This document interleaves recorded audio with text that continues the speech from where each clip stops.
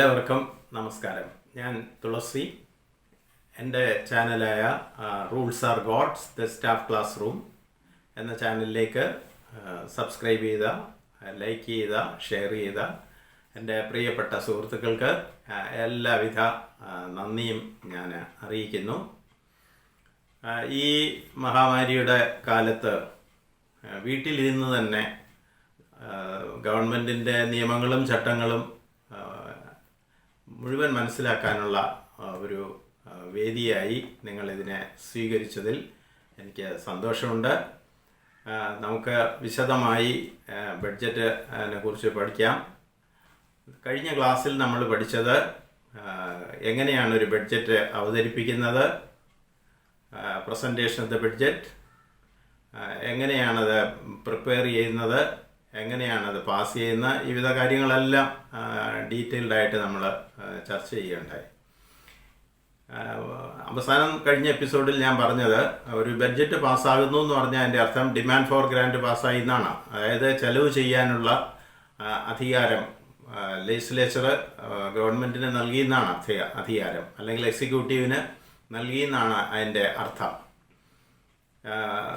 അപ്പോൾ demand for grant പാസ്സായി കഴിഞ്ഞാൽ ഒരു കാര്യം കൂടി ഞാൻ ഇപ്പോൾ ഓർമ്മിപ്പിക്കുന്നു. ഒരു ബഡ്ജറ്റ് എന്ന് പറഞ്ഞു കഴിഞ്ഞാൽ, ആ ബഡ്ജറ്റ് പാസ്സാകുന്നു എന്ന് പറഞ്ഞു കഴിഞ്ഞാൽ അത് ചെലവിന് വേണ്ടിയാണെന്നറിയണം. Budget is for expenditure, exclusively for expenditure എന്നാണ്. അപ്പോൾ ചെലവ് ഡിമാൻഡ് ഫോർ ഗ്രാൻറ്റ് പാസ്സായി കഴിഞ്ഞാൽ നമ്മൾ അടുത്ത സ്റ്റെപ്പായിട്ട് ഫൈനാൻസ് മിനിസ്റ്റർ അവതരിപ്പിക്കുന്നത് ഒരു ഫൈനാൻസ് ബില്ലാണ്. കാരണം ഡിമാൻഡ് ഫോർ ഗ്രാൻറ്റ് എന്ന് പറയുന്നത് ചെലവിന് വേണ്ടിയാണ്. ചെലവ് ചെയ്യാനുള്ള അനുവാദം ലെജിസ്ലേച്ചർ കൊടുത്തു കഴിഞ്ഞാൽ ഉടൻ തന്നെ വരവിന് ഉള്ള മാർഗം കൂടി നമ്മൾ ആരായേണ്ടതുണ്ട്. അതിന് വേണ്ടിയിട്ടാണ് ഫൈനാൻസ് മിനിസ്റ്റർ ഫൈനാൻസ് ബിൽ അവതരിപ്പിക്കുന്നത്. എന്താണ് ഒരു ഫൈനാൻസ് ബിൽ? അതാണ് നമ്മൾ ഈ എപ്പിസോഡിൽ ചർച്ച ചെയ്യുന്നത്. അതിലേക്ക് നമുക്ക് വിശദമായി കടക്കാം.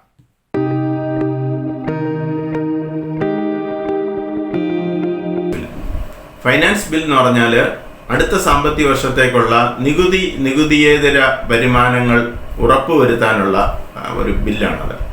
അതായത് ടാക്സ് നോൺ ടാക്സ് പ്രപ്പോസൽസ് ആണ്. ഇപ്പോൾ ഒരുപാട് പുതിയ പദ്ധതികൾ അടുത്ത സാമ്പത്തിക വർഷം ഏറ്റെടുക്കുകയാണ്. ആ പദ്ധതികൾ ഏറ്റെടുക്കണമെങ്കിൽ അതിനാവശ്യമായിട്ടുള്ള വിഭവ സമാഹരണം നടത്തേണ്ടതായിട്ടുണ്ട്. ആ വിഭവ സമാഹരണം നടത്തുന്നത് നിയമപരമായി നമ്മുടെ റവന്യൂ ജനറേറ്റ് ചെയ്തിട്ടാണ്. ഈ രാജ്യത്തിൻ്റെ വരുമാനം ഉയർത്തിയിട്ടേ നമുക്ക് അത് നടപ്പാക്കാൻ പറ്റൂ.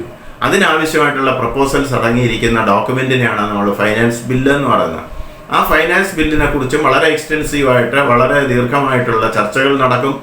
അപ്പോൾ അവിടെയാണ് ഒരുപാട് കൺഫ്യൂഷൻസ് ഒക്കെ നമ്മൾ കണ്ടിട്ടുണ്ട്. ടാക്സ് കൂട്ടുന്നു, അപ്പോൾ ഇൻകം ടാക്സ് കൂട്ടുന്നു, സെയിൽ ടാക്സ് കൂട്ടുന്നു, അല്ലെങ്കിൽ GST കൂട്ടുന്നു, സർവീസ് ടാക്സ് കൂട്ടുന്നു. ഇതൊക്കെ കൂട്ടുമ്പോൾ നമുക്ക് യഥാർത്ഥത്തിൽ വിഷമമാണ്. പക്ഷേ ഒരു യാഥാർത്ഥ്യ ബോധത്തോടു കൂടിയാണ് നമ്മൾ ഇതിനെ സമീപിക്കുന്നതെന്നുണ്ടെങ്കിൽ അങ്ങനെ വിഷമിക്കേണ്ട കാര്യമില്ല. നമ്മൾ സന്തോഷിക്കുകയാണ് വേണ്ടത്. ശരിക്കും ടാക്സ് പ്രപ്പോസൽസ് കൂട്ടുമ്പോൾ നമ്മൾ സന്തോഷിക്കുകയാണ് വേണ്ടത്. സന്തോഷം എന്തുകൊണ്ടാണെന്ന് വെച്ചാൽ ഒരുപാട് വികസന പ്രവർത്തനങ്ങൾ വരാൻ പോകുന്നു എന്നാണ് എൻ്റെ സൂചന. പക്ഷെ പലപ്പോഴും നമുക്ക് വിഷമം വരും. കാരണം കഴിഞ്ഞ കാല അനുഭവങ്ങൾ വെച്ചിട്ട് നമ്മൾ ഉദ്ദേശിക്കുന്ന രീതിയിലുള്ള പുരോഗതിയോ അല്ലെങ്കിൽ വികസന പ്രവർത്തനങ്ങളോ നമ്മുടെ സങ്കല്പത്തിനനുസരിച്ച് ഉയരുന്നില്ല എന്നുള്ളത് കൊണ്ടാണ് നമ്മൾ ഈ ടാക്സ് പ്രപ്പോസലൊക്കെ കൂട്ടുമ്പോൾ, അല്ലെങ്കിൽ ടാക്സ് റേറ്റ്സ് ഒക്കെ കൂട്ടുമ്പോൾ നമുക്ക് വിഷമം വരാറുള്ളത്. ഒരു ഐഡിയൽ കണ്ടീഷനിൽ ടാക്സ് കൂട്ടുമ്പോൾ actually we must be happy. കാരണം ഒരുപാട് പുതിയ പദ്ധതികൾ വരികയാണ്. പക്ഷേ ഒരു കാര്യം കൂടി അതിനകത്തുണ്ട്, സന്തോഷിക്കാൻ ഒരു കാര്യം കൂടിയുണ്ട്. ഇപ്പം നമ്മുടെ സ്കൂളുകളൊക്കെ ഹൈടെക് സ്കൂളുകളായി, നമ്മുടെ ഹോസ്പിറ്റലൊക്കെ ഹൈടെക് ഹോസ്പിറ്റലുകളായി. അപ്പോൾ നമുക്കിനി പ്രൈവറ്റ് സ്കൂളിൽ പഠിക്കാൻ നമ്മുടെ കുട്ടികളെ വിടേണ്ട കാര്യമില്ല, ലാഭമാണ്. പ്രൈവറ്റ് ഹോസ്പിറ്റലുകളിൽ നമ്മൾ പോവേണ്ട കാര്യമില്ല, കാരണം എല്ലാം നമുക്ക് ഗവൺമെൻറ് പ്രൊവൈഡ് ചെയ്യുകയാണ്. അപ്പോൾ കുറച്ച് ടാക്സ് നമ്മൾ കൂട്ടിക്കൊടുത്താലും ഈ വിധ ചെലവുകളിൽ നിന്നൊക്കെ അപ്പം നമുക്ക് ആശ്വാസമാണ് ശരിക്കും കിട്ടുന്നതെന്ന് പറയുന്ന ഒരു സങ്കല്പം കൂടി ഇതിൻ്റെ പിന്നിലുണ്ടെന്ന് പറയുന്ന ഒരു മഹത്വത്തെക്കുറിച്ച് നമ്മൾ തിരിച്ചറിയണം. ആ മഹത്വം നമ്മൾ തിരിച്ചറിയണം. അപ്പോൾ ഫൈനാൻസ് ബില്ല് ദീർഘമായി ചർച്ചയ്ക്ക് വിധേയമാക്കും. ആ ചർച്ചയുടെ ഒടുവിൽ ഫൈനാൻസ് ബില്ലും പാസ്സാവും. ഫൈനാൻസ് ബിൽ പാസ്സായി കഴിഞ്ഞാൽ അതിനെയാണ് നമ്മൾ ഫൈനാൻസ് ആക്ട് എന്ന് പറയുന്നത്. ഫൈനാൻസ് ആക്ട് മീൻസ് നിയമമാണ്. ആക്ട് മീൻസ് നിയമമാണ്. അപ്പോൾ ബില്ല് പാസ്സായി കഴിഞ്ഞു. ഇനി അതിനനുസരിച്ച് എന്ന് പറഞ്ഞാൽ റവന്യൂവിൻ്റെ കോളം അല്ലെങ്കിൽ 6 എന്ന് പറയുന്ന കോളവും ആക്ടിവേറ്റഡ് ആയി എന്നർത്ഥം. അപ്പോൾ ചെലവുകൾക്ക് സഭ അനുവാദം നൽകി കഴിഞ്ഞു. ഇപ്പോൾ വരവിനുള്ള അനുവാദവും നൽകി കഴിഞ്ഞു. അപ്പോൾ ചെലവുമായി വരവുമായി ഈ 2 കാര്യങ്ങളും പാസ്സായി കഴിഞ്ഞാൽ ഉടൻ തന്നെ ഫൈനാൻസ് മിനിസ്റ്റർ മറ്റൊരു ബില്ല് കൂടി സഭയിൽ അവതരിപ്പിക്കും. അതിനെയാണ് നമ്മൾ അപ്രോപ്രിയേഷൻ ബിൽ എന്ന് പറയുന്നത്. അപ്രോപ്രിയേഷൻ ബിൽ എന്ന് പറഞ്ഞാൽ അതിൻ്റെ അർത്ഥം കഴിഞ്ഞ 31 മാർച്ചിന് ഓരോ 31 മാർച്ച് മിഡ് നൈറ്റ് ആകുമ്പോൾ നമ്മുടെ എക്സ്ചക്കർ കോൺസ്റ്റിറ്റ്യൂഷൻ അനുസരിച്ച് തന്നെ ക്ലോസ്ഡ് ആവും. It is closed for ever. അടുത്ത സാമ്പത്തിക വർഷം ആ എക്സ്ചക്കർ തുറക്കണം എന്നുണ്ടെങ്കിൽ ഒരു പുതിയ ബഡ്ജറ്റ് വേണം. So budget is the new key with which you can reopen the exchequer. അപ്പോൾ ആ പുതിയ കീ ആണ് നമ്മളിപ്പോൾ ഉണ്ടാക്കുന്നത്. അപ്പോൾ ബഡ്ജറ്റ് വരവും ചെലവും അനുവാദം ലഭിച്ചു കഴിഞ്ഞാൽ ഇനി നമ്മൾ എക്സ്ചക്കറിൽ നിന്ന് പണം എടുത്ത് നമ്മുടെ ഖജനാവ് തുറന്ന നമ്മുടെ പദ്ധതി നിർവഹണം നടത്തുന്ന ഏജൻസിക്ക് അല്ലെങ്കിൽ എക്സിക്യൂട്ടീവിന് ആ പണം കൈമാറേണ്ടതായിട്ടുണ്ട്. അവർക്ക് പണം അല്ലെങ്കിൽ ഫണ്ട് അനുവദിച്ച് നൽകണം. അതിന് നിയമം വേണം. അപ്പോൾ ആ പ്രവൃത്തിയെ നിയമവിധേയമാക്കാൻ വേണ്ടിയിട്ടാണ് അപ്രോപ്രിയേഷൻ ബിൽ സഭയിൽ അവതരിപ്പിക്കുന്നത്. അതിനെക്കുറിച്ചും വിശദമായ ചർച്ച നടത്തും. ഇവിടെയും വളരെ പ്രസക്തമായിട്ടുള്ള ഒരു കാര്യം, ഈ അപ്രോപ്രിയേഷൻ ബിൽ അവതരിപ്പിക്കുമ്പോൾ ഡിമാൻഡ് ഫോർ ഗ്രാൻഡിൽ വിവിധ പദ്ധതി ഇതര ചെലവുകൾക്ക് വേണ്ടി അനുവദിച്ചിരുന്ന തുക എത്രയാണോ കൃത്യമായ അതേ തുക തന്നെയായിരിക്കും ഈ അപ്രോപ്രിയേഷൻ ബില്ലിലും അവതരിപ്പിക്കുക. അത് തമ്മിൽ വ്യത്യാസം വരാൻ പാടില്ല. ആ ബില്ല് ചർച്ച ചെയ്തിട്ട് അതും പാസ്സാക്കും. അത് പാസ്സാക്കുമ്പോൾ appropriation bill once it is passed it becomes appropriation act. Appropriation act പാസ്സായി കഴിഞ്ഞാൽ അതിൻ്റെ അർത്ഥം നമ്മുടെ ഖജനാവിൽ നിന്നും ആവശ്യമായിട്ടുള്ള ഫണ്ട് ഓരോ ഡിപ്പാർട്ട്മെൻറ്റിലും ആദ്യം പ്രിപ്പറേഷൻ ഓഫ് ബഡ്ജറ്റിൽ നമ്മൾ കണ്ടു. ഓരോ ഡിപ്പാർട്ട്മെൻറ്റിലും അവർ അടുത്ത സാമ്പത്തിക വർഷം നടപ്പാക്കാൻ പോകുന്ന പദ്ധതി ഇതര ചെലവുകൾക്ക് ആവശ്യമായിട്ടുള്ള ഫണ്ട് ആവശ്യപ്പെട്ടുകൊണ്ടാണ് അവരുടെ ബഡ്ജറ്ററി പ്രപ്പോസൽസ് വന്നത്. അത് പാസ്സാക്കുമ്പോൾ കുറച്ച് വ്യത്യാസം ഒക്കെ സംഭവിച്ചിരിക്കാം. അത് പാസ്സായി കഴിഞ്ഞാൽ ഉടൻ തന്നെ അതിനാവശ്യമായിട്ടുള്ള ഫണ്ട് അതാത് ഡിപ്പാർട്ട്മെൻറ്റുകൾക്ക് അയച്ചു കൊടുക്കുകയാണ്. അവർക്ക് ഫണ്ട് അപ്രോപ്രിയേറ്റ് ചെയ്യണം, അല്ലെങ്കിൽ അസൈൻമെൻ്റ് ഓഫ് ഫണ്ടാണ്. ഡിപ്പാർട്ട്മെൻറ്റുകളുടെ റിക്വസ്റ്റ് അനുസരിച്ച് അവർക്ക് ഫണ്ട് നൽകുന്ന പ്രവൃത്തിയാണ് ഈ അപ്രോപ്രിയേഷൻ ആക്ട് പാസ്സാവുന്നത് മൂലം സംഭവിക്കുന്നത്. അപ്പോൾ ഓരോ ഡിപ്പാർട്ട്മെൻറ്റിൻ്റെയും പ്രപ്പോസൽ അനുസരിച്ച് അവർക്ക് ഫണ്ട് കൊടുക്കും. അപ്പോൾ ഈ 3 ഘടകങ്ങളും, അതായത് demand for grand, then finance act and appropriation act, ഈ 3 ഡോക്യുമെൻസിനെയും ചേർത്താണ് യഥാർത്ഥത്തിൽ നമ്മൾ ആനുവൽ ഫൈനാൻഷ്യൽ സ്റ്റേറ്റ്മെൻറ്റ് എന്ന് പറയുന്നത്. അതിനനുസരിച്ച് അവർക്ക് ഫണ്ട് കൊടുത്തു. അപ്പോൾ പാസിംഗ് ഓഫ് ബഡ്ജറ്റിൻ്റെ അന്തിമ ഘട്ടമാണിത്. അത് കഴിഞ്ഞാൽ ബഡ്ജറ്റ് പാസ്സായി, അപ്രോപ്രിയേഷൻ ആക്ട് പാസ്സായതോടുകൂടി വിവിധ ഡിപ്പാർട്ട്മെൻറ്റുകൾക്ക് അവർക്ക് ആവശ്യമായിട്ടുള്ള ഫണ്ട് കൊടുക്കും. ആ ഫണ്ട് ലഭിക്കുന്നതോടൊപ്പം ഓരോ ഡിപ്പാർട്ട്മെൻറ്റും അവരവരുടേതായിട്ടുള്ള ഒരു അപ്രോപ്രിയേഷൻ കൺട്രോൾ രജിസ്റ്റർ സൂക്ഷിക്കുന്നുണ്ട്. ട്രഷറിക്കും ആവശ്യമായിട്ടുള്ള നിർദ്ദേശങ്ങൾ കൊടുക്കും. ട്രഷറിയും ഓരോ ഡിപ്പാർട്ട്മെൻറ്റിനും അവരുടെ ജൂറിസ്ഡിക്ഷനിൽ വരുന്ന ഓരോ വകുപ്പിൻ്റെയും ബഡ്ജറ്ററി പ്രപ്പോസൽസ് അല്ലെങ്കിൽ പാസ്സാക്കിയ തുക അവരുടെ അപ്രോപ്രിയേഷൻ കൺട്രോൾ രജിസ്റ്ററിൽ സൂക്ഷിക്കും. അപ്പോൾ ഒരു ബില്ല് പാസ്സാക്കി കൊണ്ടുവന്നാൽ അത് കൃത്യമാണോ എന്ന് ട്രഷറിക്കും വെരിഫൈ ചെയ്യാനുള്ള സംവിധാനമാണത്. അപ്പോൾ ഫണ്ട് നൽകി കഴിഞ്ഞു. അടുത്ത ഘട്ടം, ബഡ്ജറ്ററി സൈക്കിളിൻ്റെ അടുത്ത ഘട്ടമാണ് എക്സിക്യൂഷൻ ഓഫ് ബഡ്ജറ്റ്. അതായത് പദ്ധതി നിർവഹണമാണത്. ഫണ്ട് കിട്ടിക്കഴിഞ്ഞാൽ അടുത്ത ദിവസം മുതൽ, ഇതെല്ലാം ഞാനൊരു ഐഡിയൽ കണ്ടീഷനിലാണ് ഇത് പറയുന്നതെന്ന് നിങ്ങൾ ഓർക്കണം. ഫണ്ട് ലഭിച്ചു കഴിഞ്ഞാൽ ഉടൻ തന്നെ അവർ വിവിധ പദ്ധതികളുടെ നിർവഹണത്തിന് വേണ്ടി നിർവഹണം ആരംഭിക്കുകയാണ്. അതായത് ഇപ്പോൾ ഒരു PWD ഡിപ്പാർട്ട്മെൻറ്റിന് ഫണ്ട് വന്നു, ഒരു ബ്രിഡ്ജിൻ്റെ കൺസ്ട്രക്ഷനാണ്. ഉടൻ തന്നെ ഫണ്ട് വന്നു കഴിഞ്ഞാൽ ഉടൻ തന്നെ അവർ ആ ബ്രിഡ്ജിൻ്റെ കൺസ്ട്രക്ഷൻ ആവശ്യമായിട്ടുള്ള പ്രവൃത്തികളിൽ ഏർപ്പെടണം. അതായത് വളരെ ഓടിച്ചു പറയാം, അവർക്ക് അതിന് ആ വർക്കിൻ്റെ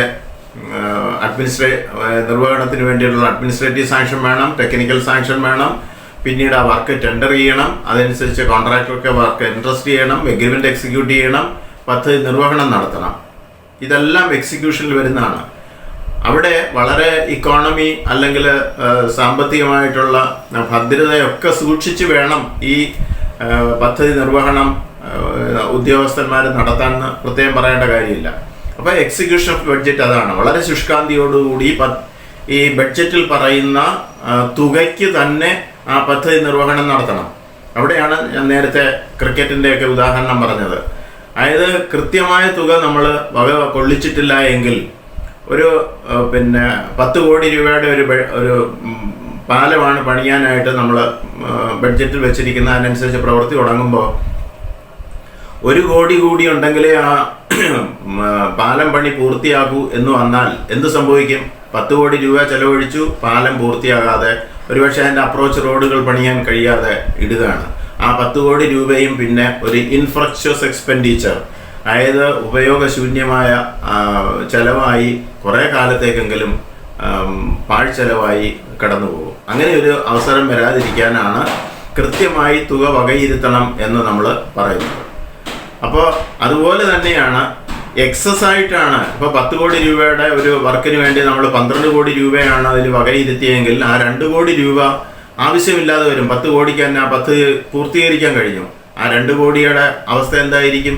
ആ 2 കോടി രൂപ പിന്നെ ഒന്നും ചെയ്യാൻ പറ്റില്ല. ആ 2 കോടി രൂപ നിശ്ചലമായി അവിടെ ഐഡലിംഗ് ആയിട്ട് കിടക്കുകയുള്ളൂ. അത് ഓർക്കേണ്ടത്, ഇത് ബോറോഡ് ഫണ്ടാണെന്ന് ഞാൻ പറഞ്ഞു. നമ്മൾ പലിശയ്ക്കൊക്കെ എടുക്കുന്ന തുകകളാണ് ഇതൊക്കെ. അങ്ങനെ ഒരു അവസ്ഥ ഉണ്ടാകാൻ പാടില്ല. അപ്പം അതുകൊണ്ടാണ് കൃത്യമായ തുക വകയിരുത്തിയിട്ട് ആ ബഡ്ജറ്ററി പ്രപ്പോസലിൽ അല്ലെങ്കിൽ ആ ബഡ്ജറ്റിൽ പറയുന്ന എസ്റ്റിമേറ്റ് കോസ്റ്റിനോട് ചേർന്ന് തന്നെ ആയിരിക്കണം നമ്മുടെ പദ്ധതി നിർവഹണവും നടത്തേണ്ടത്. അധികം ആവാൻ പാടില്ല, കുറവും ആവാൻ പാടില്ല. പക്ഷേ അങ്ങനെ ഇതൊരു ഐഡിയൽ കണ്ടീഷനിലാണ്. അങ്ങനെയല്ലാത്തൊരവസ്ഥ വരാം. അതിനെക്കുറിച്ച് നമ്മൾ അടുത്ത എപ്പിസോഡിൽ ഡിസ്കസ് ചെയ്യുന്നതായിരിക്കും. അപ്പോൾ ഇതിനനുസരിച്ച് പദ്ധതിയിൽ പറയുന്ന തുകയ്ക്ക് അനുസരിച്ച് പദ്ധതി നിർവഹണം നടത്തുക. പദ്ധതി നിർവഹണം നടത്തിയാൽ മാത്രം പോരാ, കൃത്യമായ കണക്കും സൂക്ഷിക്കണം. ആദ്യം പറഞ്ഞ 2 വാക്കുകളാണ് ട്രാൻസ്പെറൻസി ആൻഡ് അക്കൗണ്ടബിലിറ്റി. കൃത്യമായിട്ടാണ് പദ്ധതി ചെലവുകൾ ചെയ്തിരിക്കുന്നത്, പദ്ധതി നിർവഹണം നടത്തിയിരിക്കുന്നതെന്ന് ഒരു ഉദ്യോഗസ്ഥൻ പറഞ്ഞതുകൊണ്ടായില്ലല്ലോ. അത് അതിൻ്റെ ട്രാൻസ്പെറൻസി അല്ലെങ്കിൽ അക്കൗണ്ടബിലിറ്റി എൻഷുർ ചെയ്യണമെങ്കിൽ കൃത്യമായ കണക്ക് എന്ന് പറഞ്ഞാൽ അതിൻ്റെ അക്കൗണ്ട്സ് കൃത്യമായി മെയിൻറ്റെയിൻ ചെയ്യണം.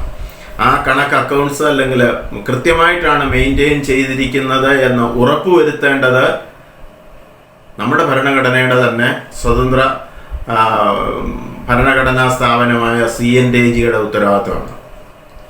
അതാണ് അടുത്ത സ്റ്റേജ്. അപ്പോൾ എക്സിക്യൂഷൻ കഴിഞ്ഞാൽ അടുത്ത സ്റ്റേജ് എന്ന് പറയുന്നത് റിവ്യൂ ഓഫ് ബഡ്ജറ്റ് ആണ്. റിവ്യൂ ഓഫ് ബഡ്ജറ്റ് എന്ന് പറയുന്നതുകൊണ്ട് ഉദ്ദേശിക്കുന്നത് ഈ ഓഡിറ്റ് ഓഫ് ദി എക്സ്പെൻഡിച്ചർ ആണ്.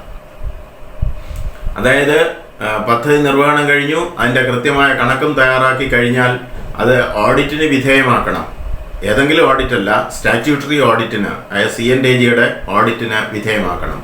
ആ ഓഡിറ്റിന് വിധേയമാക്കുമ്പോൾ ഒരുപാട് കാര്യങ്ങൾ അവിടെ ശ്രദ്ധിക്കുന്നുണ്ടാകും. അത് നമ്മൾ വിശദമായി മറ്റ് ഒരു സന്ദർഭത്തിൽ പറയാൻ പറ്റും. എങ്ങനെയാണ് ആ ഫണ്ട് വിനിയോഗിച്ചത്, അതിൻ്റെ ഇക്കോണമി സൂക്ഷിച്ചിട്ടുണ്ടോ, വളരെ ഇഫക്റ്റീവായിട്ടാണോ ആ ചെലവ് ചെയ്തിരിക്കുന്നത്, എഫിഷ്യൻസിയോടുകൂടിയാണോ അതിൻ്റെ പദ്ധതി നിർവഹണം നടത്തിയിരിക്കുന്നത്, ഈ വിധ കാര്യങ്ങളൊക്കെ അവിടെ ചർച്ച ചെയ്യപ്പെടും. പക്ഷേ ഏതെങ്കിലും കാരണവശാൽ എന്തെങ്കിലും ഒരു ന്യൂനത സംഭവിച്ചിട്ടുണ്ട്, അല്ലെങ്കിൽ ഗവൺമെൻറ്റിന് ഒരു നഷ്ടം സംഭവിച്ചിട്ടുണ്ട്, പൊതുമുതൽ കൃത്യമായിട്ടല്ല ഉപയോഗിച്ചതെന്ന് തോന്നിയാൽ അത് അപ്പോൾ തന്നെ CNDAG അക്കൗണ്ടന്റ് ജനറൽ അവരുടെ റിപ്പോർട്ടിൽ ഉൾപ്പെടുത്തും. സിവിൽ ഓഫീസുകളുടെ ആണെന്നുണ്ടെങ്കിൽ പ്രിൻസിപ്പൽ അക്കൗണ്ടന്റ് ജനറൽ ഓഡിറ്റിൻ്റെ സിവിൽ റിപ്പോർട്ടിൽ, CNDAG's റിപ്പോർട്ടിൽ അത് ഇൻക്ലൂഡ് ചെയ്യപ്പെടും. അങ്ങനെ ഇൻക്ലൂഡ് ചെയ്തിട്ട് വിവിധ ഡിപ്പാർട്ട്മെൻറ്റുകളിലെ സിവിൽ ഓഫീസുകളുടെ ഒക്കെ ഇറഗുലാരിറ്റീസ് അല്ലെങ്കിൽ ലോസസ് ഇതെല്ലാം പ്രത്യേകം പാരാസായിട്ട് ഇൻക്ലൂഡ് ചെയ്തിട്ട് CNDAGയുടെ റിപ്പോർട്ട്, ഒരു സമാഹൃത റിപ്പോർട്ട് തയ്യാറാക്കി അത് അദ്ദേഹം നേരെ CNDAG ആണ് ശരിക്കും ആ പ്രിൻസിപ്പൽ അക്കൗണ്ടന്റ് ജനറലിൻ്റെ റിപ്പോർട്ടാണെങ്കിലും അതിൽ ഒപ്പിടുന്നത് CNDAG ആണ്. CNDAGയുടെ റിപ്പോർട്ടാണ്. ആ CNDAG റിപ്പോർട്ട് നേരെ അത് ഹാൻഡ് ഓവർ ചെയ്യുന്നത് സ്റ്റേറ്റിൻ്റെ കേസിലാണെങ്കിൽ ഗവർണർക്കാണ്, സെൻട്രലിൻ്റെ കേസിലാണെങ്കിൽ അത് പ്രസിഡന്റ് ഓഫ് ഇന്ത്യക്കാണ് ആ റിപ്പോർട്ട് കൊടുക്കുന്നത്. അങ്ങനെ ലഭിക്കുന്ന റിപ്പോർട്ട് ഗവർണറാണ് അത് സംസ്ഥാന ലെജിസ്ലേച്ചറിന് കൈമാറുന്നത്. പാർലമെൻറ്റിലാണെങ്കിൽ അത് പ്രസിഡന്റ് ഓഫ് ഇന്ത്യ ആണെങ്കിൽ അത് പാർലമെൻറ്റിന് സമർപ്പിക്കുകയാണ് ചെയ്യുന്നത്. അപ്പോൾ അവിടെ സമർപ്പിച്ചു കഴിഞ്ഞാൽ ആ CNAG റിപ്പോർട്ടിനെ കുറിച്ച് വളരെ വിശദമായ ചർച്ചകൾ അവിടെയും നടക്കും. ആ ചർച്ച നടത്തുന്നത് ഒരു പബ്ലിക് അക്കൗണ്ട്സ് കമ്മിറ്റി കോൺസ്റ്റിറ്റ്യൂട്ട് ചെയ്യും. അതായത് അസംബ്ലിയിലാണെങ്കിൽ അല്ലെങ്കിൽ നമ്മുടെ സ്റ്റേറ്റ് ലെജിസ്ലേച്ചറിലാണെങ്കിൽ 11 അംഗങ്ങളാണ് ആ പബ്ലിക് അക്കൗണ്ട്സ് കമ്മിറ്റിയിൽ ഇൻക്ലൂഡ് ചെയ്യപ്പെട്ടിരിക്കുന്നത്. നന്നായിട്ട് പദ്ധതികളെ കുറിച്ചൊക്കെ പഠിച്ചിട്ടുള്ള എക്സ്പെർട്ടായിട്ടുള്ള മെമ്പർമാരെയാണ് തിരഞ്ഞെടുക്കുന്നത്. അത് പ്രപ്പോർഷണേറ്റ് റെപ്രസെൻറ്റേഷനാണ്. അതായത് ഓരോ പൊളിറ്റിക്കൽ പാർട്ടിയുടെയും ഓരോ രാഷ്ട്രീയ പാർട്ടികൾക്കും എത്ര അംഗങ്ങളുണ്ടോ, ഇപ്പോൾ 20 പേരുള്ള ഒരു പൊളിറ്റിക്കൽ പാർട്ടിയിൽ നിന്ന് ഇപ്പോൾ 2 പേരെ തിരഞ്ഞെടുക്കും എന്ന് പറഞ്ഞാൽ 10-1 എന്ന് വെച്ച് ആ കണക്കിനായിരിക്കും ഈ 11 പേരെ തിരഞ്ഞെടുക്കുക. അതിനെയാണ് നമ്മൾ പ്രപ്പോർഷണേറ്റ് റെപ്രസെൻറ്റേഷൻ എന്ന് പറയുന്നത്. പാർലമെൻറ്റിലാണെങ്കിൽ 22 മെമ്പേഴ്സ് ആയിരിക്കും പബ്ലിക് അക്കൗണ്ട്സ് കമ്മിറ്റി മെമ്പേഴ്സായിട്ട് വരാറുള്ളത്. ഇതിൻ്റെ ചെയർമാനായി വരുന്നത് കസ്റ്റമർലി, അത് റൂളല്ല, ആചാരം അനുസരിച്ച് ഓപ്പോസിഷനിൽ നിന്നുള്ള ഒരു വെൽ സ്റ്റഡീഡ് ആയിട്ടുള്ള ഒരു മെമ്പറിനെ, നല്ല ഈ കാര്യങ്ങളിലൊക്കെ പ്രാവീണ്യം സിദ്ധിച്ച ഒരു അംഗത്തെ ആയിരിക്കും അതിൻ്റെ ചെയർമാനായിട്ട് തിരഞ്ഞെടുക്കുക. 2 വർഷമാണ് ഇവരുടെ കാലാവധി. ഓരോ മെമ്പറിൻ്റെയും കാലാവധി 2 വർഷമാണ്. ആ കാലാവധി തീരുന്നതനുസരിച്ച് പുതിയ മെമ്പർമാരെ അതിൽ ഇൻക്ലൂഡ് ചെയ്യും. അപ്പോൾ ഈ പബ്ലിക് അക്കൗണ്ട്സ് കമ്മിറ്റിയാണ് CNAGയുടെ റിപ്പോർട്ട് വിശദമായി പഠിക്കുന്നത്. അതിൻ്റെ പ്രോസസ്സ് എന്താണ്, അല്ലെങ്കിൽ എന്താണ് അവിടെ നടക്കുന്നതെന്ന് വെച്ച് കഴിഞ്ഞാൽ, പബ്ലിക് അക്കൗണ്ട്സ് കമ്മിറ്റി ഏതെങ്കിലും ഒരു ഡിപ്പാർട്ട്മെൻറ്റിൻ്റെ ഒരു പാര ഡിസ്കസ് ചെയ്യാൻ ഒരു ദിവസം നിശ്ചയിച്ചാൽ ആ ദിവസം ഹെഡ് ഓഫ് ദി ഡിപ്പാർട്ട്മെൻറ്റിനെ ആ സമ്മേളനത്തിൽ അല്ലെങ്കിൽ ആ മീറ്റിങ്ങിലേക്ക് ക്ഷണിക്കും. അദ്ദേഹം അവിടെ വരും. AGയും അല്ലെങ്കിൽ AGയുടെ സീനിയർ ആയിട്ടുള്ള ഒരു റെപ്രസെൻറ്റേറ്റീവും ആ സമ്മേളനത്തിൽ ഉണ്ടാവും. പക്ഷെ അദ്ദേഹം ഒരു പാസീവ് ഒബ്സർവർ മാത്രമായിരിക്കും.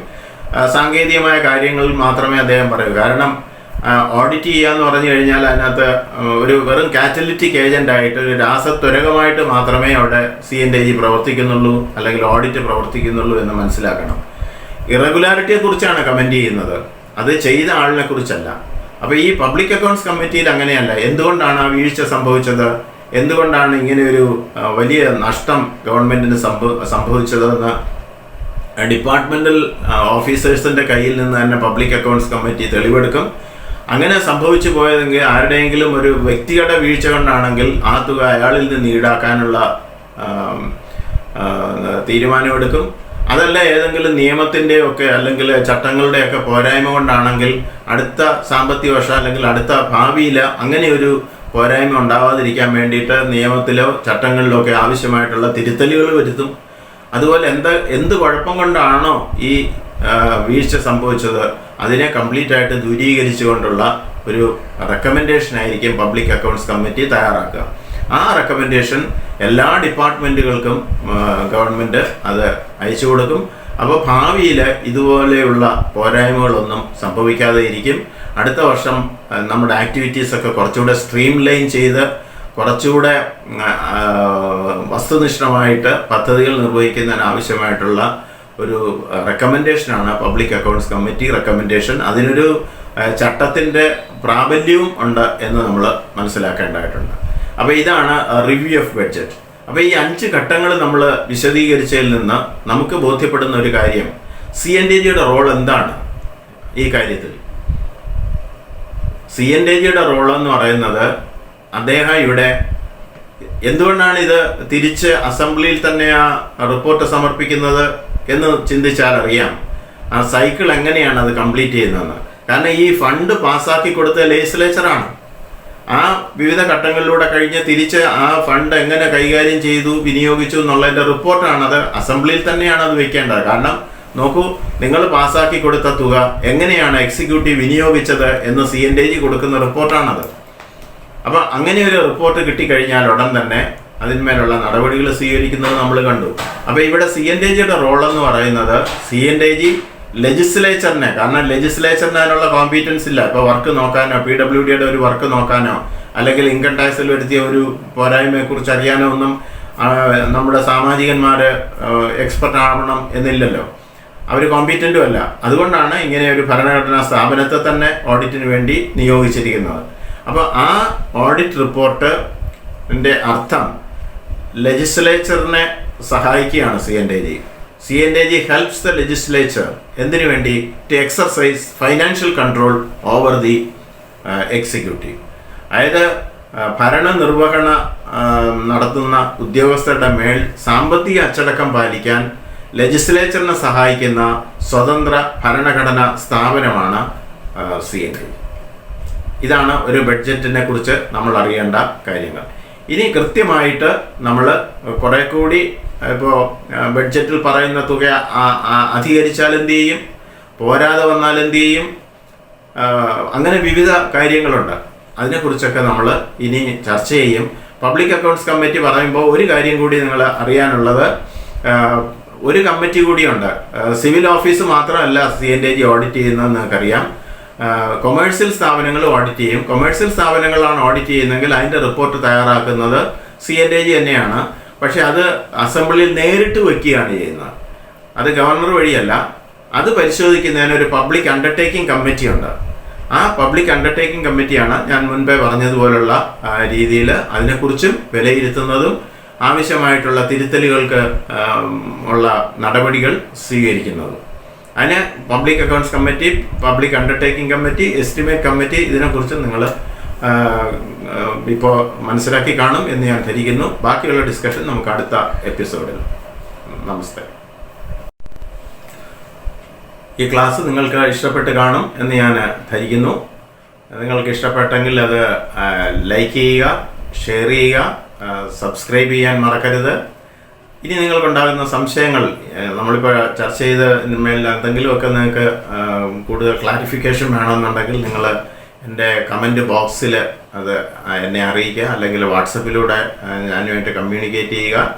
അത് നമ്മൾ അടുത്ത എപ്പിസോഡുകളിൽ വിശദമായിട്ട് ഡിസ്കസ് ചെയ്യാം.